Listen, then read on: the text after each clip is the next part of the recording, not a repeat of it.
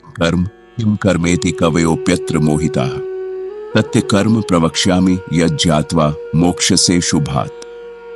श्लोक का अर्थ, क्या है कर्म और क्या है अकर्म, इस विषय में बुद्धिमान जन भी भ्रमित हो जाते हैं। इसीलिए मैं तुझे वह कर्म समझाऊंगा जिसे जानकर तू अशुभ अज्ञानता से मुक्त हो जाएगा। इस श्लोक में भगवान श्री कृष्ण कर्म के रहस्यमय स्वरूप को उद्घाटित करने की भूमिका बनाते हैं। किंग कर्म यानी वास्तव में कर्म क्या है, केवल क्रिया करना ही कर्म है या कुछ और। किम कर्म, क्या कुछ न करना ही अकर्म है या यह भी एक प्रकार का कर्म है। इस विषय में कवय अर्थात ज्ञानी जन ऋषि मुनि तक भ्रमित हो जाते हैं।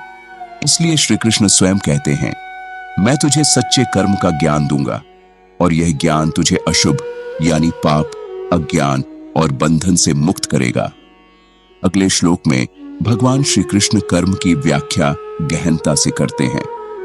हर गीता श्लोक में छिपा है जीवन का अमूल्य ज्ञान। अगले श्लोक की गहन व्याख्या के लिए जुड़े रहिए गुरु मंत्रा से। जय श्री कृष्णा।